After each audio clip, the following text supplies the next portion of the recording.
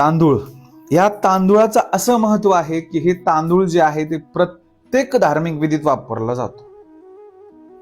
मग ते कोणत्या ना कोणत्या स्वरूपात हा तांदूळ जो आहे तो वापरलाच जातो.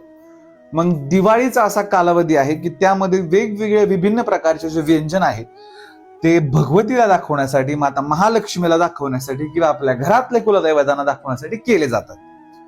मग तांदूळाचं असं कोणतं व्यंजन करावं की जेणेकरून कुलस्वामिनी जगदंबेला प्रसन्नता प्राप्त होईल किंवा माता जगदंबा संतुष्टीने तो भोजन ग्रहण करेल. देवीला नारळाची आणि तांदळाची खीर ही अतिशय प्रिय असते.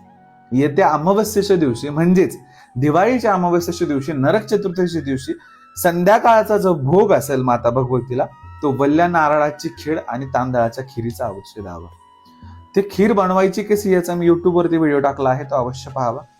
थोडक्यात तुम्हाला सांगतो, तांदूळ जे आहे ते गावरान तुपात आपल्याला भाजून घ्यायचे, त्यानंतर त्याला दुधामध्ये शिजवायचे, खोबऱ्याचं किस जे आहे ते त्याच्यामध्ये टाकायचंय, वल्ला नारळ असावा त्याला किसून आपल्याला टाकायचंय, त्यामध्ये काजू बदाम मनुके ड्रायफ्रूट आपल्याला जे काही टाकायचं असेल ते सर्व प्रकारचं टाकून मातीच्या भांड्यात किंवा मातीच्या बोळक्यात जे आहे ते माता भगवतीला आपल्याला नैवेद्य खिरीचं दाखवायचं आहे. याचं महत्व एक अनन्यसाधारण आहे, ते तुम्ही सेवा केल्यानंतरच तुम्हाला त्याचा अर्थ कळेल. ओम काली जय भवानी.